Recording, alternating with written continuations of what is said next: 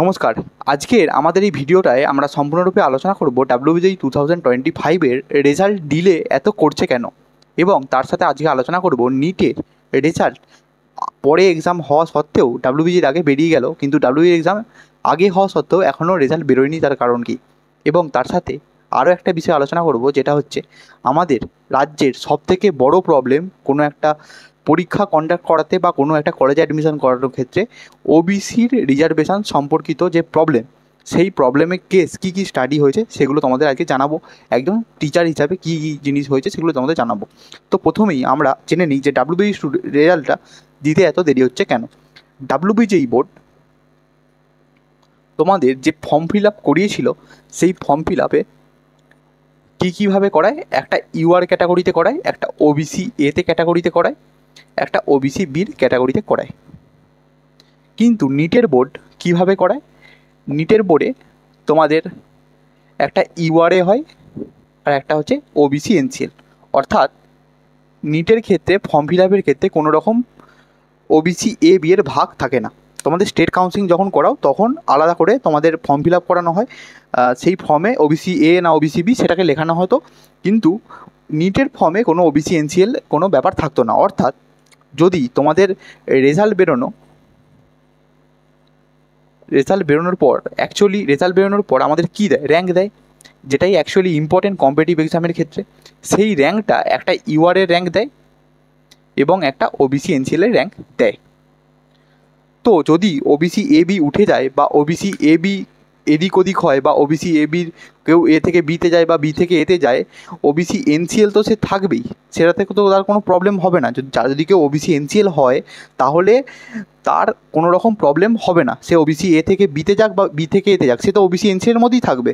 বা ওবিসি এনসিএলে কিছু কাস্ট যদি ওবিসি থেকে যদি কিছু কাস্ট বাদ যায়, সেগুলো এনসিএল কাস্ট নয়, সেগুলো ক্রিমিলিয়ার কাস্ট। অর্থাৎ যদি কোর্টের কেসটা, মানে আমাদের ওয়েস্ট বেঙ্গলের কোর্টের কেসে যদি কোনো এদিক ওদিক হয় বা প্রবলেম হয়, তাহলে ওবিসি এনসিএলের যে স্টুডেন্টগুলো তাদের কোনো প্রবলেম হবে না। অর্থাৎ ওবিসি এনসিএলের র্যাঙ্কটা যেটা প্রকাশিত হয়েছে সেটাই থাকবে, কোনো রকম এদিক ওদিক হবে না।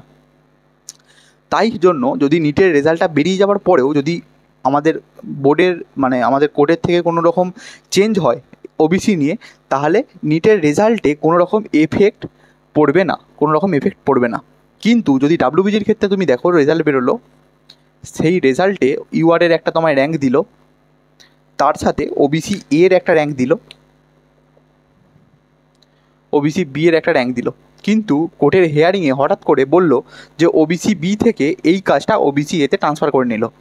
সঙ্গে সঙ্গে কী হবে? ওবিসি এর একটা স্টুডেন্ট ধরো এখান থেকে এই র্যাঙ্কে চলে গেল, তখন র্যাঙ্কটা সেখানে এই র্যাঙ্কটা ঠিক থাকবে না, র্যাঙ্কটা চেঞ্জ হয়ে যাবে, র্যাঙ্কে একটা নিউ র্যাঙ্ক হয়ে যাবে। বা ওবিসি বি এর র্যাঙ্কটা থেকে যদি ওবিসি বি এর র্যাঙ্কটাও চেঞ্জ হয়ে যাবে। বা যদি ওবিসি থেকে কিছু পরিমাণ কাস্ট, কেননা দেখো এই ওবিসি এনসিএল যে কাস্টটা সেন্ট্রাল লিস্টেড, এই যে ওবিসি এরা সেন্ট্রাল লিস্টে ছিল, কিন্তু আমাদের যে কেসটা চলছে সেটা সেন্ট্রাল লিস্টেড নয়, সেটা ওয়েস্ট বেঙ্গলে যারা শুধুমাত্র ওবিসি। তাহলে ওবিসি থেকে কিছু পরিমাণ স্টুডেন্ট তো বাদও যেতে পারে, অর্থাৎ এ বি থেকে এতেও যেতে পারে, এ থেকে বিতেও আসতে পারে, আবার কিছু পরিমাণ বাদও যেতে পারে।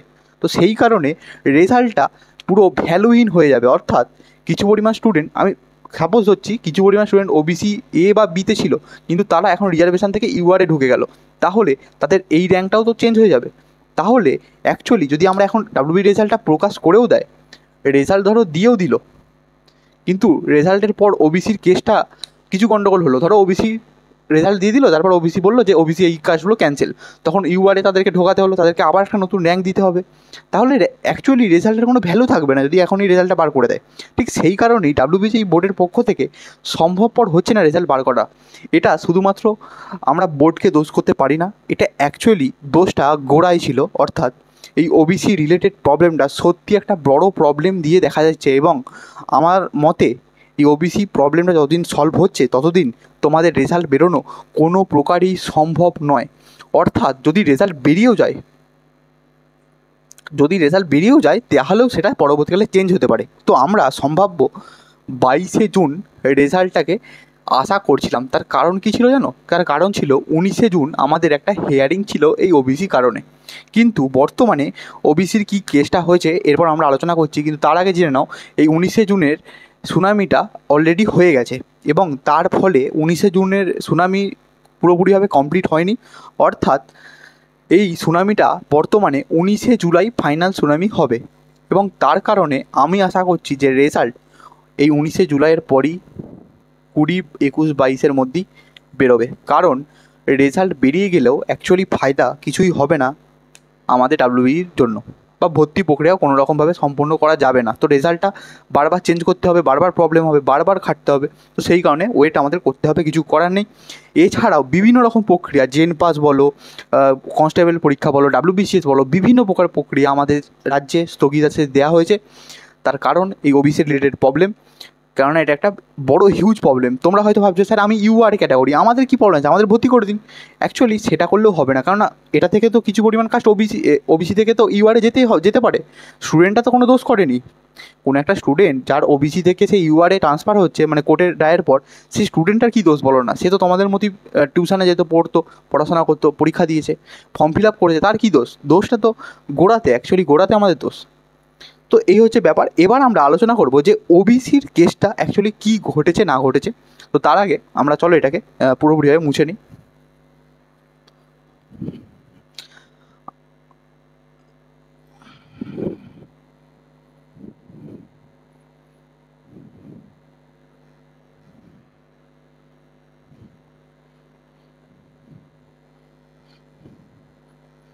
দেখো ওবিসির কেসটা অ্যাকচুয়ালি কী ঘটেছে, যেটা এখন অবধি এসছে, আমরা একটু আলোচনা করে নিই।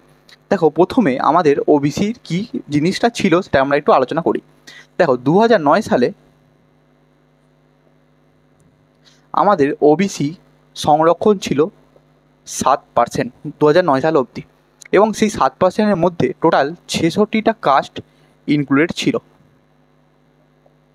কিন্তু বর্তমানে 2011 সালে কিছু পরিমাণ কাস্টকে, অর্থাৎ টোটাল প্রায় 88টা কাস্ট আমাদের ওবিসির মধ্যে ইনক্লুড হয়েছে। এই 88 নাম্বারটা একটু চেঞ্জও হতে পারে, কেননা এটার মধ্যে আমার অতটা সিওরিটি বা আমার এখনও আপাতত ভুলে গেছি, কিন্তু মোটামুটি 88টা কাস্ট আমাদের ওবিসিতে আছে 2011 সাল থেকে, এবং ভাগ করে দেওয়া হয়েছিল ওবিসি এ এবং ওবিসি বি হিসাবে। এবার তুমি বলো যে 2009 সাল অবধি কোনো একটা কাস্ট ওবিসিতে ছিল, কিন্তু সেই কাস্টটাকে হঠাৎ করে বিভাজন করলো, এবং বিভাজনটা এমনভাবেই করলো যে বিভাজনে ওবিসি এতে 10% এবং ওবিসি বির 7% রিজার্ভেশন থাকবে। অর্থাৎ আগে রিজার্ভেশন 7 ছিল, কিন্তু 2011 সালের পর রিজার্ভেশন 17%। তো বুঝতে পারছো 2009 সালে পর থেকে জেনারেল স্টুডেন্টদের ওপর কীরকম অত্যাচার হয়েছে, যে 7% রিজার্ভেশন থেকে হঠাৎ করে 17%, মানে কোনো নিয়ম নেই, আইন নেই, কিছু নেই, 17% করে রিজার্ভেশন হয়ে গেল।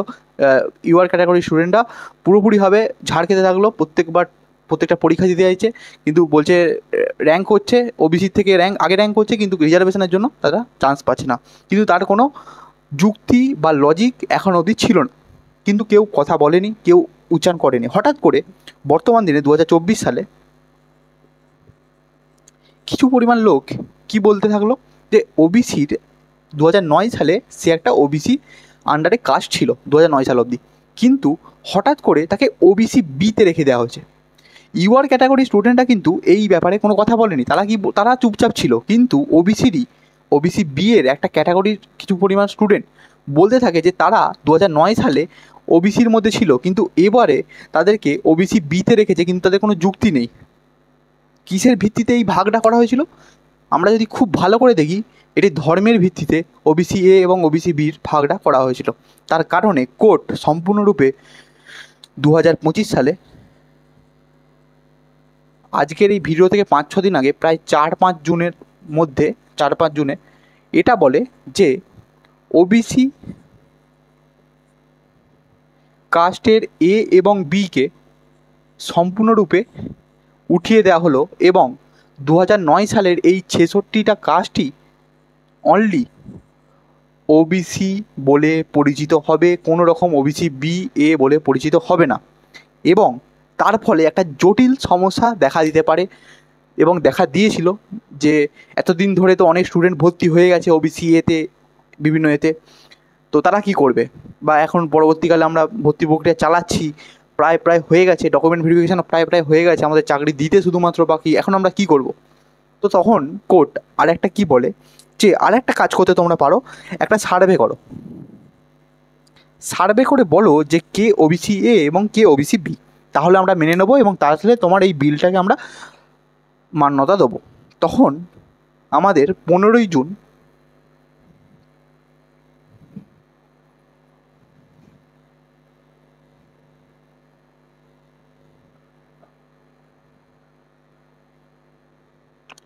পনেরোই জুন 15 জুন আমাদের বেরোয় যে ওবিসি এ এবং ওবিসি বির একটা লিস্ট বেরোয়। এবং সবথেকে হয়রান করার বিষয় হচ্ছে আমাদের গোটা পশ্চিমবঙ্গে 5 কোটি মানুষ, তার মধ্যে অনলি 10,000 পিউপিলকে মধ্যে এই সার্ভেটা করা হয়েছে। এবং এই 10,000 পিউপিলকে সার্ভে করে আমরা লিখে দিতে পারি যে তুমি একদম ওবিসি এর জন্য যথাযথ, তুমি একদম পারবে, তোমারই একমাত্র সামর্থ্য আছে ওই কলেজের ওই সিটটাকে নেওয়ার, বাকি কারো নেই। এটা পরিষ্কার বলে দেওয়া হলো মাত্র 10,000 মানুষকে দেখে, যেখানে আমাদের পশ্চিমবঙ্গের জনসংখ্যা 5 কোটি। তুমি ভাবো কতটা হাস্যকর জিনিস যে 10,000 ব্যক্তিকে দেখে তারা সার্ভে করে বলে দিল। তো সেই কারণেই 16ই জুন আমাদের এই বিলটার ওপর, এটা অ্যাকচুয়ালি আমরা বিল বলে বলছি, মানে আমরা জানি যে এটা বিল হিসাবে প্রকাশ হয়েছে, কিন্তু এটা একটা বিল নয়, এটা একটা নোটিশ হিসাবে হয়েছিল। সবথেকে বড় ব্যাপার, কোনো রকম বিল অর্থাৎ বিধানসভায় কোনো রকম আলোচনা না করে শুধুমাত্র নোটিশের বেসিসে ওবিসির পোর্টাল অবধি আপডেট হয়ে গেছে। মানে ভাবো কতটা আনরেসপন্সিবল হলে কেউ এইভাবে নোটিশকে ওবিসি পোর্টালে, ওবিসি এ থেকে বি ট্রান্সফারের তোমার পোর্টাল রেডি হয়ে গেছে, ওবিসি এ বি ট্রান্সফারের পোর্টাল রেডি হয়ে গেছে, সেকশন আলাদা করে দিয়েছে, ওবিসি এসটি এসসি থেকে আলাদা করে দিয়েছে, অনেক কিছু করেছে পোর্টালে, কিন্তু তারা একটা বিল অবধি পাস করেনি বিধানসভা থেকে। তো সেই কারণে যথাযথ কোশ্চেন এসছে বিলের ওপর বা নোটিশটার ওপরে কোশ্চেন এসছে। এবং 17ই জুন এই বিলটাকে বা নোটিশকে সম্পূর্ণরূপে বাতিল করে দেওয়া হয়। তার কারণ এটার কোনো যুক্তিযতা ছিল না। একটা সাধারণ মানুষও দেখতে পাচ্ছে 5 কোটি লোকের মধ্যে মাত্র 10,000 ব্যক্তিকে তুমি সার্ভে করে যদি তুমি একটা বিল বার করে দাও বা একটা নোটিশ বার করে দাও, তাহলে সেটা কখনোই তোমার একটা মান্যতা পাবে না। এটা সাধারণ মানুষ কেন, যে কেউ জানবে। তো 17ই জুন আমাদের এটা পুরোপুরিভাবে ক্যান্সেল হয়ে যায় এবং এর নেক্সট হিয়ারিং অর্থাৎ রাজ্যকে আবারও সুযোগ দেওয়া হয়েছে, তোমরা আবার সার্ভে করো। আর সার্ভে করার লোক আছে নাকি ওদের কাছে যে সার্ভে করবে? আবার 1 মাস পর সেম কাজ হবে, সেমভাবে বাতিল হবে, আবার সুপ্রিম কোর্টে যাবে, ঝামেলা বাড়বে, স্টুডেন্টরা ভর্তি হতে পারবে না, এই ঝামেলা চলতেই থাকবে। কবে সলভ হবে আমরা সেটাই জানি না। এমন একটা পরিস্থিতি এখন অবধি দাঁড়িয়ে আছে যে 19শে জুলাই আমাদের নেক্সট হিয়ারিং আছে। আমরা সেটার অবধি ওয়েট করব একজন টিচার হিসাবে, কিন্তু একজন মানুষ হিসাবে কখনোই এটাকে আমরা সাপোর্ট করছি না। এইভাবে সার্ভে করা বা এই প্রকারে বিল আকার বার করানো বা এই আকারে তোমরা ওবিসি এবি করে দাও। আর যদি 19শে জুলাইও তোমাদের কোনো রকম না আসে, 19শে জুলাই যদি তোমাদের ওবিসি এবি নিয়ে কোনো রকম সার্ভেটাকে প্রপারলি মান্যতা না পায়, তাহলে আমার আগের দিনে যে আমি ভিডিওটা বলেছিলাম যে seat matrix change for WBJEE, সেটা সম্পূর্ণরূপে সত্য হতে চলেছে। এবং বর্তমানে যদি রেজাল্ট এই 19শে জুলাইকেও তোয়াক্কা না করে, অর্থাৎ ডাব্লিউবি রেজাল্ট যদি 19শে জুলাই অবধি ওয়েট না করে 22শে জুনই প্রকাশিত করে দেয়, 22শে জুনে যদি রেজাল্ট প্রকাশিত করে দেয়, তাহলে এটা মেনে নিতে হবে যে আমি যেটা আগের দিনের ভিডিওতে বলেছি সেটাই সঠিক। অর্থাৎ কাউন্সেলিং প্রক্রিয়া আমাদের আগের যে 7% রিজার্ভেশন ছিল 66টা কাস্টে, সেটুকু থাকবে এবং এই বাকি যে 10% সেটা ইউআরএ অ্যাড হয়ে যাবে এবং যার ফলে ইউআরএ সিট ম্যাট্রিক্স চেঞ্জ হয়ে যাবে, ইউআরএ সিট সংখ্যা বেড়ে যাবে। ভালো নিউজ আসবে ইউআরের জন্য যদি 22শে জুন রেজাল্টটা বেরিয়ে যায়। আর যদি রেজাল্ট না বেরোয় তাহলে জেনে রাখতে হবে যে 19শে জুলাই 22শে জুন যদি রেজাল্ট না বেরোয়, তাহলে জেনে রাখো যে 19শে জুলাইয়ের পরই রেজাল্ট বেরোবে এবং 19শে জুলাইয়ের পর রেজাল্ট বেরোবে। এবং তখন যদি সার্ভের ব্যাপারটা ঠিক না হয়, অর্থাৎ ওবিসি এবি যদি সলভ না হয়, তাহলে ওবিসি এবি উঠে যাবে এবং ওবিসি এই 66 কাজ নিয়ে ইউআরএ সিট বেড়ে যাবে। তো এইটুকু ছিল আজকের আমাদের ভিডিও ওবিসি রিলেটেড। তো আমি আশা করছি তোমাদের পুরোপুরি ব্যাপারটা বোঝাতে পেরেছি যে কেন বেরোচ্ছে না, কী জন্য বেরোচ্ছে না, কী অ্যাকচুয়ালি কারণ। অনেকে তোমরা বুঝতে পারছিলে না যে কী হবে না হবে। তো এরপর আশা করছি কোনো রকম ভিডিও দেখা তোমাদের প্রয়োজন নেই।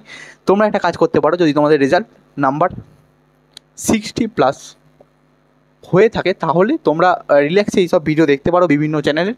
যদি তোমার এই নাম্বারের ওপর না আসে থাকে, অর্থাৎ বিলো 60 যারা নেক্সট ইয়ারের প্ল্যান করছো, যেই 2026 বা নিট 2026, আমাদের পড়ানোর ভিডিওগুলো লাইভে যে আমরা পড়াই সেই ভিডিওগুলো চেক আপ করো, যেটা হচ্ছে নাম আইনেট গুরু চ্যানেলে তোমরা চেক আউট করো, এবং আমার পার্সোনাল নাম্বার তোমরা নিয়ে রাখো। কোনো রকম হেল্প লাগলে, কাউন্সিলিং বা যে কোনো রকম হেল্প তোমরা এখান থেকে পেয়ে যাবে।